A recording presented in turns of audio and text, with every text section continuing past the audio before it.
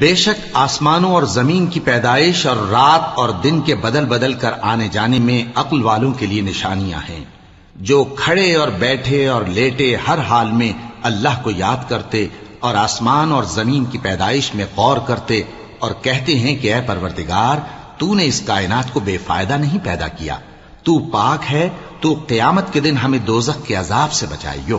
اے پروردگار، جس کو تو نے دوزخ میں ڈالا اسے رسوا کیا، اور ظالموں کا کوئی مددگار نہیں ہوگا۔ اے پروردگار، ہم نے ایک پکارنے والے کو سنا کہ ایمان کے لیے پکار رہا تھا کہ اپنے پروردگار پر ایمان لاؤ، تو ہم ایمان لے آئے۔